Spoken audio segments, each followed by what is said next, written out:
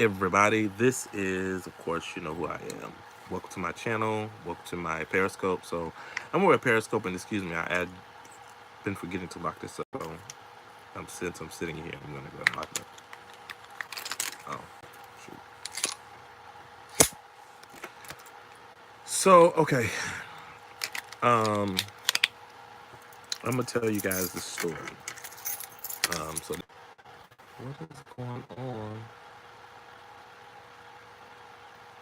Okay, all right. So basically, I'm a kind of skip ahead because I don't want to do a long video, whatever. So, 2005, I was in the middle of a career change, and so I changed from working for yeah, excuse me, because I have washed my hair and put oil on my hair. So around 2005, I would say, yeah, 2005. I started working with the state of Florida in the month of June. So I had been there, I think either it was a few months or either a year, I can't remember, but anyway. All I do know is that um it was 2005, yeah. So I was at work and I got off from work and I was riding with my god sister. We were carpooling because we live right in the same town or whatever. And so um I remember getting off from work, and this first night when it first happened to me, I got off from work, and then all of a sudden, I was walking to our car, and all of a sudden, I felt like I was dying. I was like, "Oh my God, I'm about to die." Um, and at first, I was like, "What is this?" So I went to the ER that first night, and when I went to the ER, they hooked me up to all these machines and they tested my blood pressure, tested everything. And so it's like, it was like, okay, you're fine. And so go home from the hospital. And on my way, the next day, rather, I was back at work again. And I'm at work, getting ready to get off from work again, walking across the yard. And I work for the state. So I'm walking across the walk across the yard to get in the car. And so on my way to the car, well, before I leave out of the facility to go across the yard and get the car, I was walking up the hallway to go out the door, and all of a sudden, again, I feel like I'm about to die. I was like, so the second time I was like, okay, this is crazy. So I went to the ER again, and I think it was kind of offset or triggered when I had a really bad asthma attack in 2005 as well. This was in May. I was, I think it was either May or the June. I was staying at my godbrother's, and I had to go to work. And no, it wasn't them, but anyway. So this happened for these panic attacks started happening and anxiety attacks started happening like over the course of like a week, and every day my life was like 2005. I would tell anybody 2005 was the worst year of my life. I remember it so vividly because it scarred it scarred me. I had a whole bunch of friends. Like I had so many friends, and everybody loved me, and say everybody loved me now, but I remember going years. Um, you know, I finally left from that job and started working somewhere else, and then I would have them every now and again, and then I kind of figured out, okay, these are really bad that I'm having because I'm no longer having them at work. I'm having them. Um, I'm actually having them at home in my sleep, and so I would jump up out of my sleep, and I was like, and so I remember my first apartment I lived in. a gated community known as Brookside, and it was a nice walk up. I loved it. I would not, they had the regular flat. I didn't want that. I walked up. So I would be home by myself and I would have these panic attacks and I would be like, oh my God. And so it's a feeling on the inside of you as if, and it's not really a feeling like you're breathing fine, your heartbeat is normal, but it's almost like you feel like you're dying. And I don't know if anybody have ever experienced it before. And it is the most petrifying thing in your life to ever experience. I mean, the most scariest thing in your life to experience. And so they faded away over the years. And when I moved here in 2015, no, it was 2015. I think 2000, no, it wasn't. Well, when I moved back here, can't remember when I moved back here.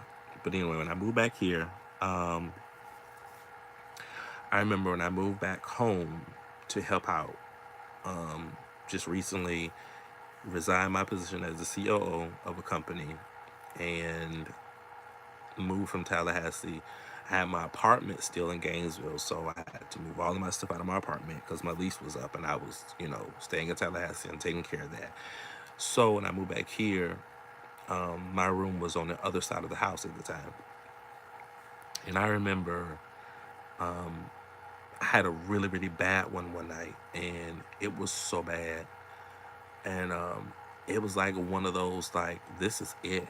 Like, this is the moment that I really expire, that I really, really die. And so they just started getting worse after that. One next after next. I mean, I would be out walking, and I remember one night I was out walking, and I was by myself. I don't even remember if I had my phone with me because sometimes I was just adamant about leaving my phone because I just wanted to be at peace and just be by myself.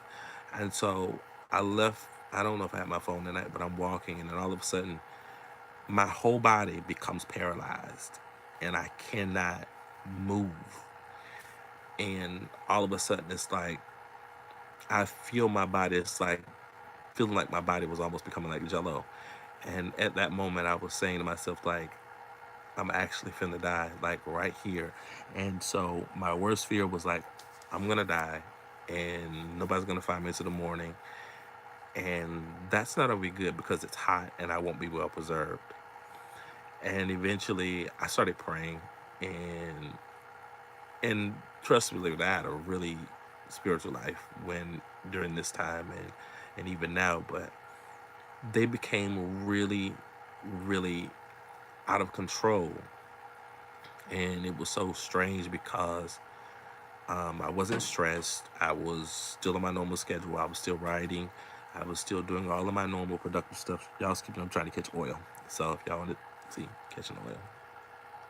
So I was still on my normal schedule, but these things just kept happening to me.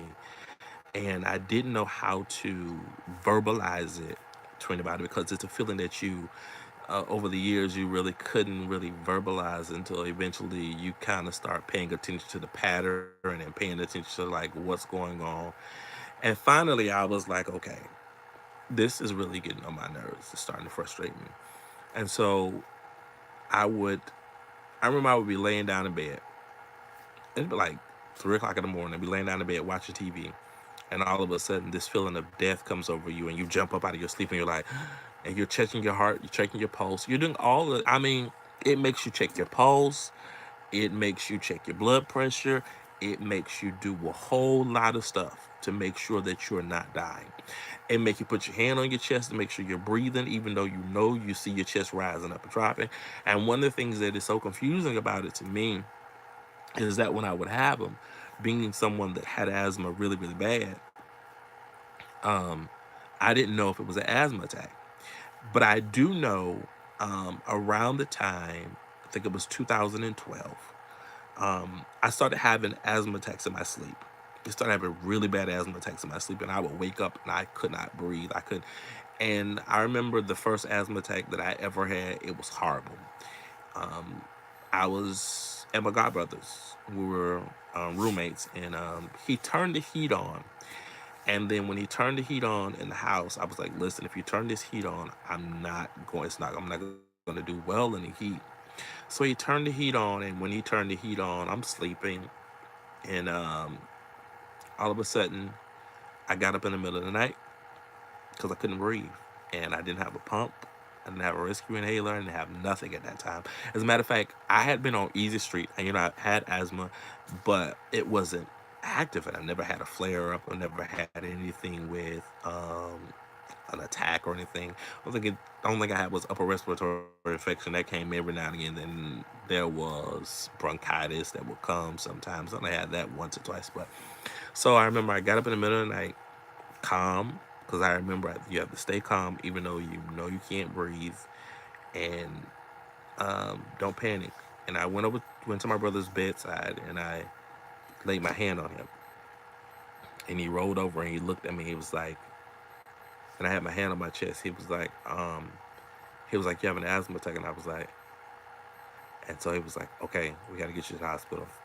So they took me to the hospital, and I walked in, and I was breathing at a before I even get there. I walked in and I remember I filled out the information, and I got a sip of cold water to kind of try to open up my lungs so that I can get some air in a little bit. And so they called me back in triage, and when they called me back in triage, um, the doctor had me to breathe in this peak flow meter. That's what it's called. Having to breathe in this peak flow meter. And I breathed into the peak flow meter, and my breathing was at a low 20. And your breathing is not, your oxygen level is not supposed to be at a low 20. And it was a very, very low 20. I think it was about 8 and 20, almost 20 or 19 or something like that. But anyway, he told me, he was like, okay, go sit out there, and we'll come get you. We'll call you in a few minutes. So, of course, an emergency room is packed with all these people. As soon as that's when I got water. I got water, and I sat down, and as soon as I got ready to sit down, they were opening the doors for me to come back in the back. So I went in the back of the emergency room, and when I go in the back, the doctor comes in. She gives me a peak flow meter. I blew again, and then she was like, that's not good. So she was like, they started hooking me up to all these machines, all this breathing equipment, all this oxygen, and then all of this stuff. And then all of a sudden, I get like a shock of my life when the doctor comes in, and she sends the PSA in, and they started asking me a lot of questions. It was like, do you have a living will? I was like, no. It was like, who do we give your belongings to? And I was like, my brother. Because at that time, I'm like, I can't breathe. You asked me all these questions. I'm probably been deprived of oxygen for over 5 minutes or 10 minutes or so. I wouldn't say that because I was getting some in, but it wasn't enough adequately to kind of make my organs shut down. But if had I not gotten oxygen, I probably would have been in a worse state ever. But anyway, so at that point, my brother was kind of worried, and I'm trying to stay calm. And my brother was kind of worried. He was kind of stressed. It's like my brother's gonna die, and I was like, I could look at his face, and he was like, "You're okay? You okay?" I was like, "Yeah, I'm good." So the doctor comes in, and they give me a breathing treatment. I take a breathing treatment, and after the breathing treatment, the doctor comes back in, and after the doctor comes back in, the doctor says, "Blow in the peak flow meter." So I blew in the peak flow meter.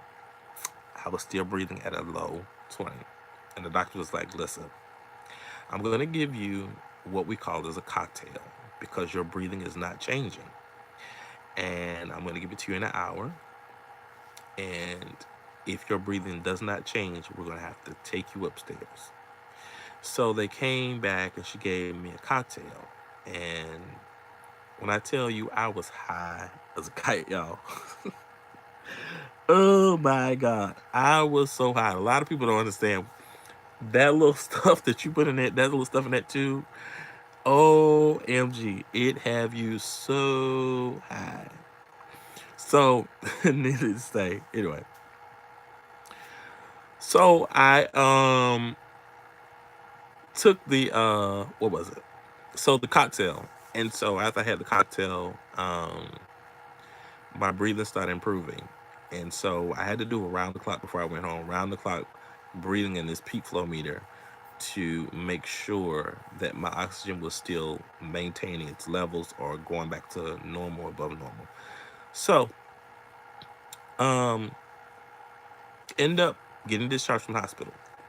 But I stayed in and out of the hospital in 2005. It was like one of those years like, am I gonna get it right? Is my body gonna get it right? Am I gonna even, because I remember in between, that I was like, I had no problems. I only had to go to the hospital like once in the ambulance, and that is for, um, and I'll tell that story one day. That was for something stupid. But anyway, so I stayed in and out of the hospital. 2005 just was like in and out, in and out, in and out, in and out, in and out. That was the worst year of my life. When I tell you, every day for a whole year of my life, you wake up happy and you come home exhausted with IV, with bandages on you, with wraps on you, with tape on you, with a hospital band on you. That's really no way to really live for a whole year, feeling like you're dying. And it is exhausting. It is miserable. And a lot of people don't, when a lot of people hear people say, well, I have anxiety and panic attacks and stuff like that, and everybody wants to equate, oh, that's demonic and stuff like that. Of true enough, it could be demonic or whatever.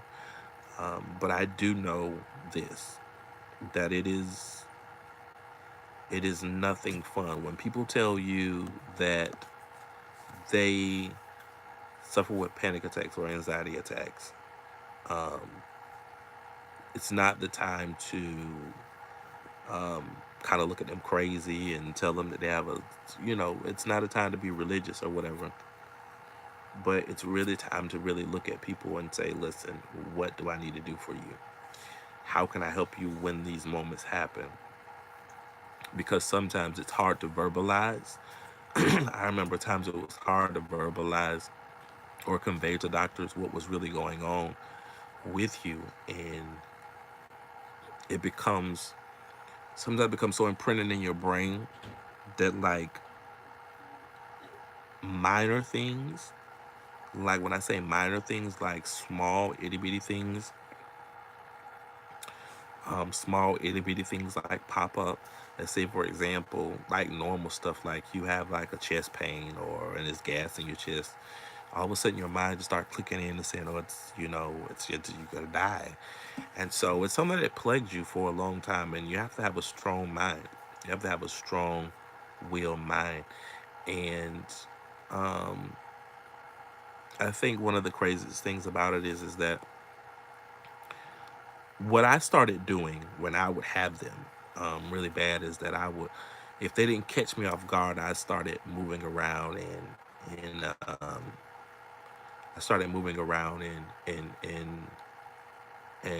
making myself do stuff like clean up, or I would run in place. I would do stuff like kind of move around or keep myself busy. I remember not too long ago I was actually at the store, and while I was at the store, um, talking to the store manager, she didn't even know it, and it becomes so obvious and so slick that how you do it. She didn't even know it that I literally was having a panic attack in front of her, but because I've had them so long, and I've learned how to respond or react in public or respond, or because some people have them and they be like, they go to freaking out. But um, when you have them, um, that particular night, it was like 3 o'clock in the morning. Like, no, it wasn't 3 o'clock in the morning. I can't remember what time it was, but I was talking to her, and I had one in front of her face, and she didn't even notice that while I was having it, I did like this, and I kind of leaned over and started talking to her. Your first thoughts is when you have them is like, I need to go home. I need to go home now. I need to be with my family. I need to be around my family. But when you get to the point that you can, some things, they happen, but they don't happen like to the point that they cripple your life. There's some, and then I have to, say this disclaimer. I'm not a doctor, and I would say this: I am not some individual that is 100%, 100%. I would say cured or over that particular thing. But what I can say is I'm an individual that has learned how to master it. I don't let it dominate my life. I don't let it control my life. Um, I could literally be having one right now and you'll never know it. And that is just how much I have the ability to control it. Because there once was a time that I could not. And so a lot of people don't understand, but they see the stigmas, and a lot of people, and I ask you to Google it, YouTube it, watch the videos of people that are actually having them live, because it will change your perspective on people who literally have to, and the people that deal with stuff like this. It's not a fun way to live. But to have them every day, 365 days, 52 weeks out of the year, you're having them every day, 7 days a week for a whole year. It's miserable. It is very such so. It's a point where, as a person, aside from religion, I put religion aside right now. I ain't gonna try to be religious. As a person, I can see why individuals um, who are weak and don't have a support system and don't have people that really love them and people that are really by their side, I can understand clearly how aggressive this can be, how abrasive it can be, how life altering it can be. And to some people, it can come to the point that it literally make you not want to do nothing, to the point that it really puts you in a place that you just don't want to be here no more. And I say that because there are a lot of people who are pastors and people who are in high powerful positions that have anxiety attacks, panic attacks. It's not fun. It does not feel good. It's not. And people can be religious all you want to, but the reality is, until you have one, baby, until you have one yourself, you can't change the outcome of how people feel. Your words can't change the outcome of how people feel. When they happen to people, it's always good that when they happen to people, it's always good that people are around them because you feel safe. What I learned is that when you have people around you, you feel safe and it helps you get over it. But because I'm stubborn, I sometimes, when they show up, I get mad. And I'm like, just leave me alone. Because you're disrupting my life, you're robbing my life, you're robbing me of you're just taking stuff away from me, you know. And pretty much I have a normal life. Like anybody else, I have a normal life. I'm a pastor, I'm a leader. I mean, I have a normal life. And like I say, people will never know that um, I am having an anxiety attack. As a matter of fact, people will never know that I'm having an asthma attack because I don't vocalize it around everybody. Um, I know what to do. Um, I've had asthma for a very, very long time, and so I know what to do. And since I have not had an asthma attack in so many years, I'm grateful.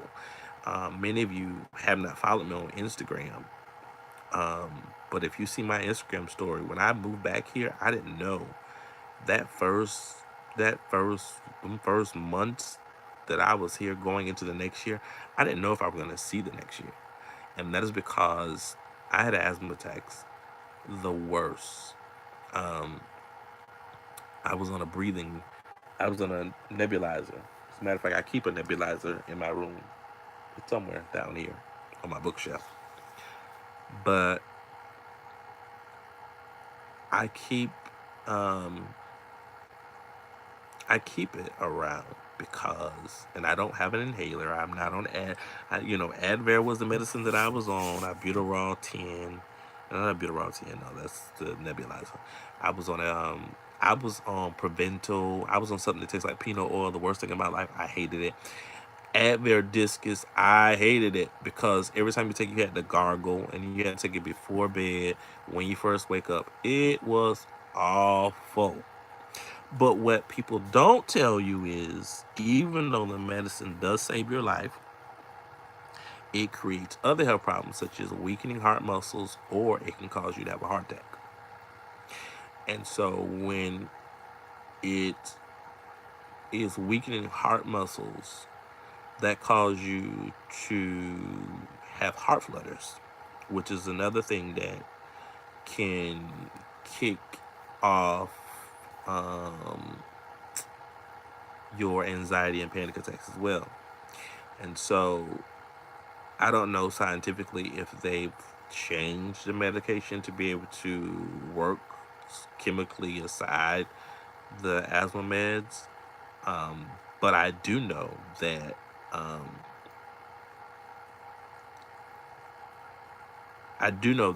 the medicine itself, even though it opens your legs, supposed to open up your bronchos, but your heart rate speeds up like a motorcycle.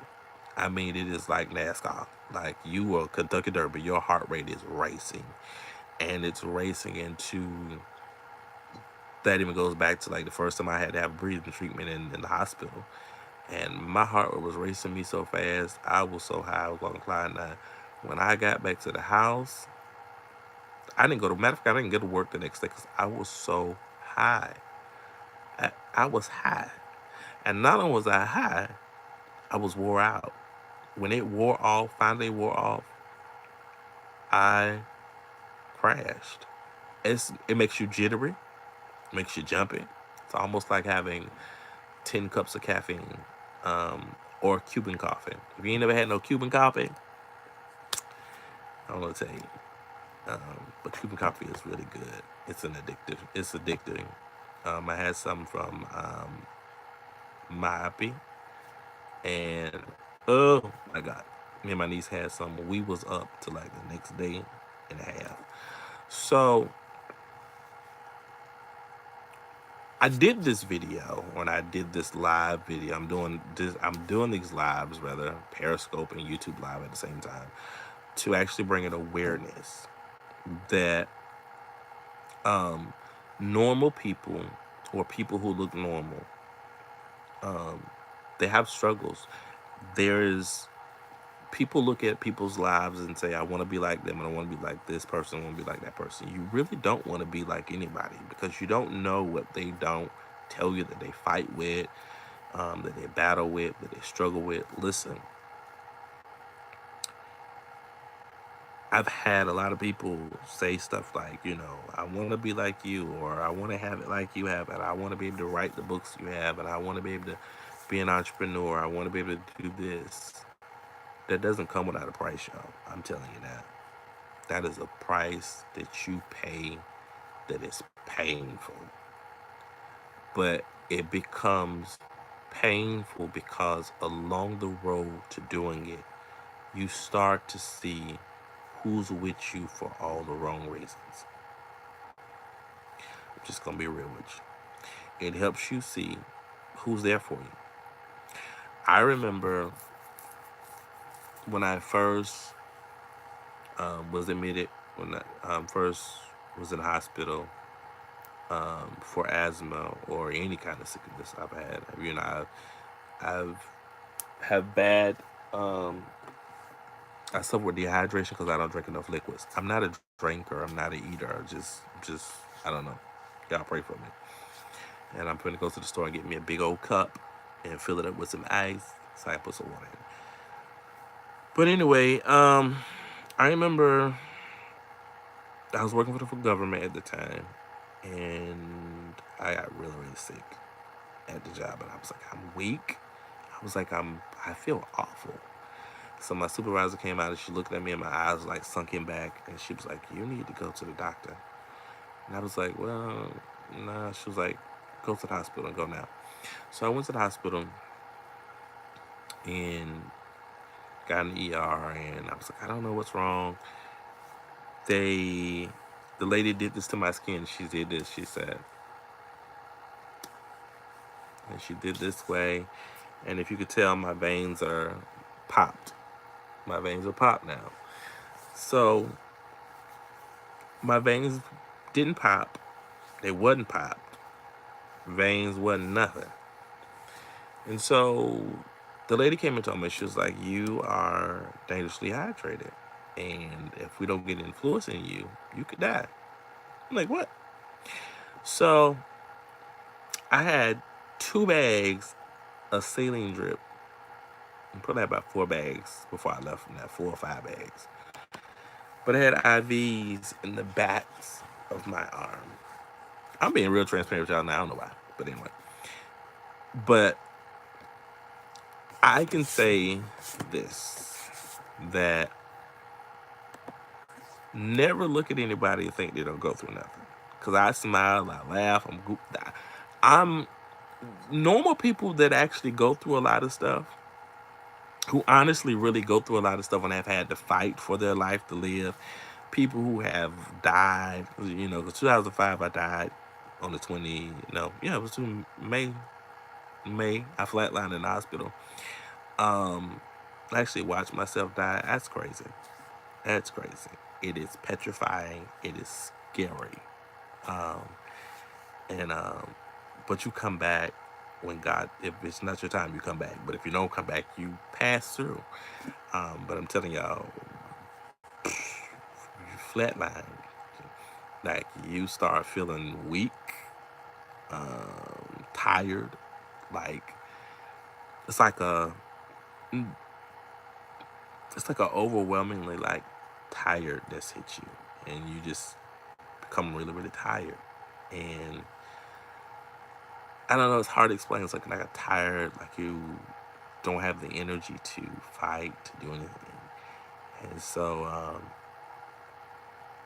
to watch yourself flatline, like I remember that I looked over at um, the heart monitor, because I went in there because of my heart. I looked at the heart monitor and I watched my heart go from 147 beats per minute all the way down to 27, and it dropped and kept dropping, and I was fading, and I was trying to see, and then when it dropped, I kind of just, my head was heavy, and I just kind of turned my head, and I just looked up, and the whole room, the roof of the room had turned into a blue sky with it was a pretty blue, guys. Sun was out. It was so pretty, and it was captivating, and it was clouds. And all I did was look up, and it was like I was outside in the sun. It was like and it became a point in that in that transition. I can see myself laying. I was literally laying in some pretty green grass with my arm under my head, and I was just looking up at the sky, and I was amazed and shocked. And I remember, um, my heart jumped, and it jumped so hard I sat straight up off the table, and nobody was in there. Nobody came. Nobody heard the alarms go off in the room. And when I sat up, the guy across from me in the room was dying. When I tell you, 2005 will be a year I will always remember. 2005. That year was a year that it left scars, it left petrifying memories, lasting memories. I had fun in 2005, but I also suffered a whole year. And suffering a whole year is not a fun feeling. A lot of people suffer a life. and they suffer with different diseases and different sicknesses, um, cancers, AIDS, diabetes, Hopkins lymphoma, leukemia, sickle cell anemia. You have all of these diseases that people fight with, and I wouldn't say panic attacks is at the top of the list, but it's a torturing type of situation, and I don't take light of it because there are people that are right beside us every single day. Um, there are people who we talk to, people who we see in the grocery store. There are family members that don't understand what it is that's going on in their life. This is why it's so important that we become very familiar with all sicknesses and diseases. We've got to pray to be able to discern these things. So when people come to you and it's like, I don't know what's going on, but something is wrong, and that's how a panic attack makes you feel. An anxiety attack makes you feel. You don't know what's wrong with you, but you know something is wrong and it doesn't feel good. And you don't want to say that you feel like you're dying because you don't want people to look at you like you're crazy. But the truth is, you do feel like you're dying. And it becomes a nightmare over and over again, just on replay. I remember I was in the back where I'm at now, and my phone rang. It was my mother. She was like, "Could you come here for a minute?" She was like, "I need you to come in." I was like, "What's wrong?" She's like, "Something is wrong. I don't know what's going on with me. I don't know what's wrong." So she took a blood pressure. Blood pressure was fine. Took a sugar. Her sugar was fine. And so I looked at her. I was like, "You feel like you're dying?" She was like, "Yeah." I was like, "You're having a panic attack, an anxiety attack." And I told her, I was like, "I have those a lot. And it's not been as bad as it was in 2005. Y'all, 2005, I could have put, if to be honest, if I would have had this in my life in 2005, that's why I thank God for not letting me get stuff until later. I probably would have took my own life in 2005. I probably would have. And knowing, because I'm being real with y'all, because people don't understand how it makes you feel. Um, it, it's nothing to play with. It's a very serious thing that can really, it petrifies you. And so when I hear even now that pastors who committed suicide from anxiety and all of these things, I can I don't level with what their decision is, um, because number one, I'm not in their shoes. I don't know how bad their anxiety is. I don't know how strong they are as a human being to be able to fight against it. But I do know that it is something that is awful. It is awful. Um, but I can tell you now that anxiety is nobody's friend. Panic attacks are nobody's friend. So when people tell you that they have anxiety and panic attacks, don't take it lightly. These are the people that you want to keep fun around, keep life around. You want to make sure you remind them that you love them, that they're loved. And when they have one, embrace them. Embrace them, get them out. Keep his people busy. However, there are stages to this thing. Some of them are real bad, real bad. Some of them are really awful to the point that they cripple people. Some people I've heard have um, they have panic attacks and anxiety attacks so bad that they can't drive anymore. Some people can't drive alone. Some people can't live alone. Some people can't be alone at all and have to have somebody with them 24/7. And so while, we're approaching the day to be thankful, um, I can truly say I have a lot to be thankful for. I'm thankful because I am strong. And I'm strong because I come from a family of faith. I come from a family of prayer. And I'm able to survive a lot of things because of my faith. But there are some things, and I always tell people, there's an Achilles heel for everybody. I don't care what your Achilles heel is, there's an Achilles heel for everybody. And anxiety and panic attacks may not be yours, but it's somebody's. And so when people you know or have encountered that has anxiety or panic attacks, please let these people know that you love them. If they call you and want to talk to you on the phone when they're having one, make them laugh, talk about good stuff and fun stuff. Even if you pray, but even after you pray, make them laugh. Make them laugh. Give them laughter. Give them joy. I'm going to tell you now, my greatest recovery from 2005 was that all of my friends, because I didn't live near my family, I didn't live near my family. My family went in my back door. My family wasn't across the street. My mom was across the street from me. My brother was across the street. Nobody was across the street from me. I was around my friends. So my life was trusted in the hands of my best friends, god brothers, and god sisters, who were like family anyway, um, who rallied around me. And they made sure I was strong. They made sure that I was comforted. They made sure I had somebody by my side.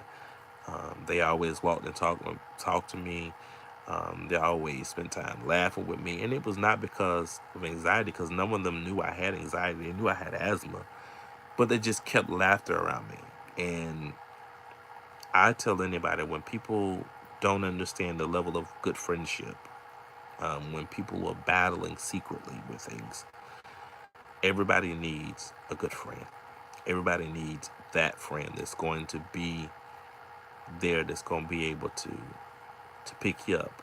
Somebody that knows you well enough to say, hey, you okay? Something not right. Be able to identify what's something wrong with you. Everybody don't know how to discern when something wrong with you. But you got to have people around you to do. And if I can stand strong, guys, after being a whole year of with the worst anxiety of my life, asthma, flatlining, you can actually survive too. You can survive. And I want to say that to somebody that may be dealing with anxiety and panic attacks. Um, it's not the end of the world.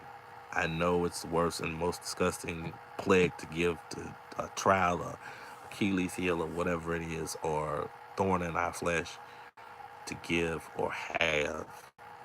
But I'm here to tell you that you cannot, you can't let this run you to the place that you want to take your life. Because if I had have done that, I wouldn't be here right now. But I'm here because it's an everyday journey. It's a fight every day.